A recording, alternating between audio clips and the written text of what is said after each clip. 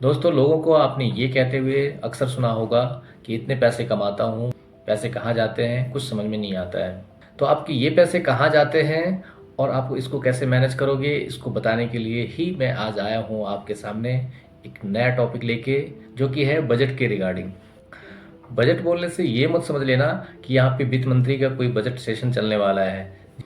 जी हाँ, मैं उस बजट की बात नहीं कर रहा हूँ। मैं आपके कमाए गए पैसों को कैसे मैनेज करना है, कैसे उसको खर्च करना है, कैसे उसे इन्वेस्ट करना है, इस पे बात करने वाला हूँ। तो इन पैसों को कैसे मैनेज करें, इसके लिए एक प्रॉपर प्लानिंग की ज़रूरत पड़ती है और ये प्लानिंग ही बजट कहलाता है। तो अब सवाल उठता है कि ये प्लानिंग क्यों करना है, ये बजटिंग क्यों करना है और कैसे करना है। तो सबसे पहले समझते हैं बजट क्या है, यानी बजटिंग क्या है। तो यह एक प्रबंधन है, एक ये व्यवस्था है, यह एक सिस्टम है। इस व्यवस्था के अंदर ये पता चलता है कि हमारा टोटल इनकम कितना है, चाहे वो किसी भी सोर्स से आया हो, और टोटल एक्सपेंस हमारा कितना हो रहा है और किन किन चीज़ों के ऊपर हो रहा है। और साथ ही हमें ये भी पता चलता है कि हम जो एक्सपेंस कर रहे हैं उसमें हम पैसे कहाँ बचा सकते हैं, उसको कैसे सही ढंग से खर्च कर सकते हैं। चूँकि हम लोगों के ऊपर परिवार की ज़िम्मेदारी होती है और परिवार की हर आवश्यकता को पूर्ण करना हमारी ज़िम्मेदारी होती है, और इस ज़िम्मेदारी को हम तभी पूरा कर सकते हैं जबकि हम एक प्लानिंग के साथ अपने पैसों को खर्च करें, एक डिसिप्लिन के साथ अपने पैसों को खर्च करें, तभी ये ज़िम्मेदारी पूरी हो सकती है। अब सवाल ये उठता है कि ये बजट बनाना क्यों ज़रूरी है? तो इसका आंसर सिंपल सा है। सबसे पहले तो ये हमें अपने पैसों को कंट्रोल करना सिखाता है। इसके तहत सबसे पहले तो हमें पैसों को कैसे खर्च किया जाए ये पता चलता है। इससे पता चलता है कि हमारे पास कितने सोर्स ऑफ इनकम है, कितने इनकम आते हैं और हमारा खर्च कितना होता है। इससे कि हम अपने इनकम और एक्सपेंस के बीच तालमेल बिठा पाते हैं। जितना इनकम होगा उसी अकॉर्डिंग हम एक्सपेंस भी कर पाएंगे और उसी में हम पैसे सेव करने का भी सोचेंगे।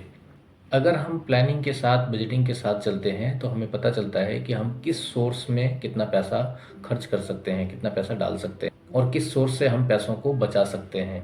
और जब हम नियमित रूप से पैसे बचाना शुरू कर देंगे तो हमारे ऊपर जो कर्ज होंगे वो कर्ज को हम इजीली हैंडल कर पाएंगे, उसे उतार देंगे, उससे रिलीव हो जाएंगे। और जब लोन्स नहीं होंगे तो तनाव भी नहीं होगा, स्ट्रेस भी नहीं होगा, और स्ट्रेस नहीं होगा तो एकदम खुशहाल लाइफ जी सकते हैं। तो दोस्तों, अब बजट कैसे बनाया जाए इस पे बात करते हैं। सबसे पहले तो आप ये समझिए कि टैक्स देने के बाद आपका अलग अलग सोर्स से कितना इनकम आ रहा है। जब ये कैलकुलेट कर लेंगे आप, उसके बाद आप एक्सपेंस को कैलकुलेट कीजिए। आपका टोटल एक्सपेंस, मंथली एक्सपेंस कितना हो रहा है। इसके लिए आपको क्या करना पड़ेगा कि एक डायरी मेंटेन करना पड़ेगा, जिसमें कि आपका इनकम और एक्सपेंस दोनों ही नोट करने होंगे। आप जितना भी एक्सपेंस करते हो उसको डेली मेंटेन करते जाओ, आप डेली लिखते जाओ डायरी में, और मंथ में जाके उसका एक समरी निकाल के तैयार करो। इससे आपको पता चलेगा कि आपका एक्सपेंस कितना हो रहा है और इनकम कितना आया था। एक क्लियर और रियलिस्टिक गोल सेट करें, जैसे कि आपका रिटायरमेंट प्लानिंग, बच्चों के एजुकेशन का प्लानिंग, आपका घर खरीदने का अगर सपना हो तो वो, उसमें आपका गाड़ी खरीदने का सपना हो। जब आप अपने लिए रियलिस्टिक गोल सेट कर लोगे तो आपको बहुत आसान होगा अपने बजट को मैनेज करने में। जब आप गोल सेट कर लोगे तो इसे प्राप्त करने के लिए, इसे अचीव करने के लिए आपको एक फार्मूला अपनाना पड़ेगा, और उस फार्मूला से ही आपका बाकी का सारा एक्सपेंस मैनेज होगा, और इसी फार्मूला से आप गोल तक आसानी से पहुंच पाओगे। तो आइए उस फार्मूला को देखते हैं। आप अपने टोटल इनकम को 3 भाग में डिवाइड कर दो, 50, 30 और 20। आपके इनकम का 50% आप अपने नीड्स पे खर्च करो, जैसे कि आपका भोजन हो गया, आवास हो गया, बच्चों का फीस हो गया, आपका इलेक्ट्रिसिटी बिल हो गया, आपका वाटर बिल हो गया। जो भी इसेंशियल एक्सपेंसेस हैं वो सारे इस 50% के अंदर आने हैं। 30% अपने इनकम का आप वांट्स पे खर्च करो, एक्सपेंस करो, जैसे कि आपका कहीं ट्रैवलिंग प्लान है, जिम करना है, कोई क्लब ज्वाइन कर रखा है, तो ऐसे चीज़ों के जो कि आपके वांट्स में, आप इच्छा है आपकी, बट वो इतना एसेंशियल नहीं है। अब आपके पास बचते हैं आपके इनकम का 20%, जो कि आपको बिल्कुल सेव करना है और सेव करके उसे सही जगह पे इन्वेस्ट करना है, निवेश करना है। तो दोस्तों, यही फॉर्मूला है 50, 30 और 20 का, जो कि आपको अपने गोल तक पहुंचा सकता है। तो आज ही ये फॉर्मूला अपने जीवन में लाएं और अपने एक्सपेंस को इस फॉर्मूला के हिसाब से मैनेज करें। दोस्तों अब सबसे ज़्यादा इम्पोर्टेंट बात क्या आती है कि आप जब एक्सपेंस पूरा प्लान कर रहे हो तो आप अपने लिए इमरजेंसी फंड बनाओ जो कि आपातकाल में आपको काम आए। इमरजेंसी फंड इमरजेंसी के लिए ज़रूरी है क्योंकि इमरजेंसी किसी को बता के नहीं आती है, वो कभी भी आ सकती है। जैसे कि आपका कोई मेडिकल इमरजेंसी हो सकता है, जैसे कि आपका कैरियर से रिलेटेड कोई ऐसी प्रॉब्लम हो अचानक से क्रिएट हो जाए, तो उसके लिए आपको इमरजेंसी फंड यूज़ करने होंगे। बस ध्यान ये रखें कि इमरजेंसी फंड जो है आपका सिर्फ इमरजेंसी के टाइम ही यूज़ हो, और जैसे इमरजेंसी आपका हैंडल हो जाता है तो उसे फिर से वापस आप जितना था उतना पूरा कर लें। दोस्तों एक सजेशन देना चाहूँगा कि इमरजेंसी फंड कैसे बनाएं, इस पे मैंने एक वीडियो बनाया था, लेकिन फिर भी इसमें थोड़ा सा डिस्कस कर लेते हैं।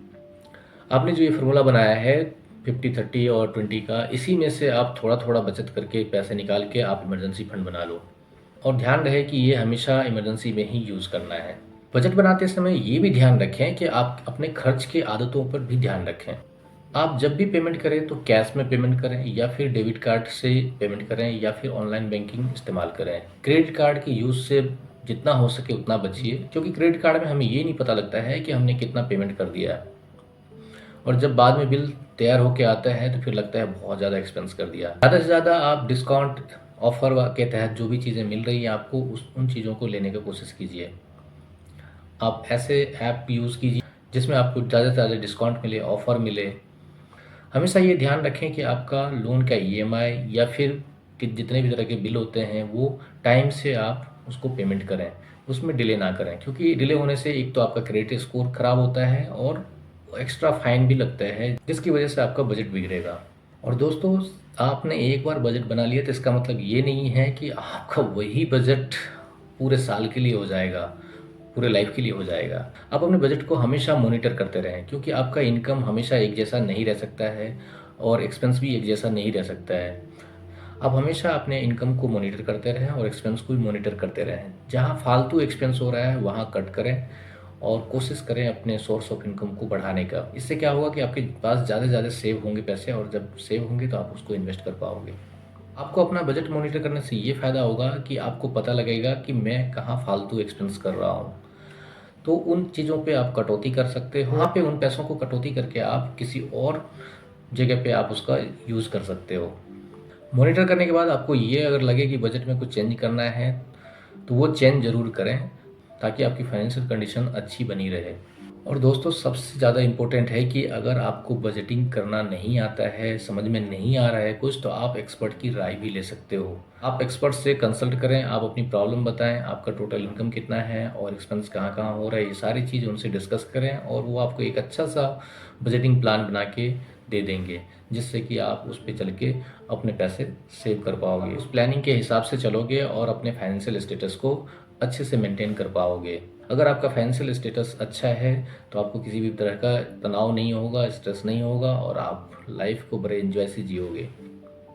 तो दोस्तों उम्मीद करता हूँ कि इस वीडियो में जितनी भी जानकारी बजटिंग के ऊपर दी गई है वो आपके लिए हेल्पफुल होगा, और आज ही आप प्लान करेंगे, अपना बजट बनाएंगे और अपने लाइफ को खुशहाल बनाएंगे। तो इस वीडियो में बस इतना ही है। नेक्स्ट वीडियो में मिलते हैं नेक्स्ट टॉपिक के साथ, तब तक के लिए बाय बाय।